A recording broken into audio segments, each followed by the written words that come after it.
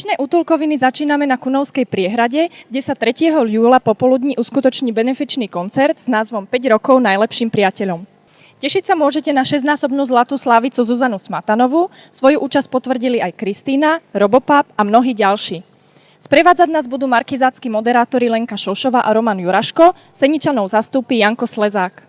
Deti sa môžu vyblázniť na nafukovacom hrade, povoziť sa na poníkoch, zapojiť sa do rôznych súťaží a zoznámiť sa aj s našimi útulkáčmi. Práve pre deti zo základných škôl sme v súvislosti s koncertom pripravili výtvarnú súťaž s názvom PES Najlepší priateľ. Absolvovali sme krátke turné, kde sa deťom predstavila aj psia psychologička Silvia Drinková. Deti mali radosť nielen z možnosti pohľadkania psíkov, ale aj z výhry vo výtvarnej súťaži, ktorou bude možnosť získať CD-čko aj s podpisom niektorého z účinkujúcich a spoločné foto. Astro je ešte mladučký, zrejme ročný kríženec z ovčiaka s bíglom. Veľmi by sa hodil do bytu aktívnej rodiny, ktorá mu venuje veľa času na pohyb alebo na dvor, kde bude môcť šantiť s deťmi a dospelákmi do nekonečna. Astro je neunavný loptičkár a vynikajúci spoločník. Svoju radosť z prítomnosti ľudí prejavuje veľkou aktivitou a pohybom. Je s ním zábava, Astro sa rád hrá, učí, je veľmi inteligentný, rýchlo si zvykol na vôdzku i na útulkový režim.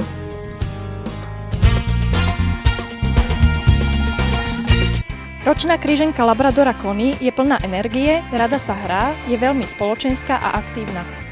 Rada chodí na prechádzku v sprievode kohokoľvek, kto jej venuje pozornosť a rád ju pohľadí. Užíva si starostlivosť a voľnosť, ktorú predtým zrejme nemala, po príchode do útulku sme jej museli vyliečiť rozsiahlu ranu na krku od reťaze, na ktorej zrejme žila.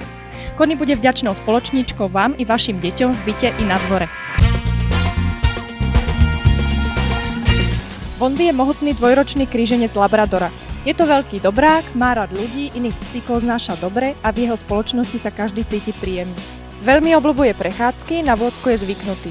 Pre Bondyho nie je prekážkou žiaden plot, preto ho odporúčame najmä do bytu. Je ideálnym rodinným psom, nerád sa nudí a v dynamickom prostredí sa cíti najlepšie.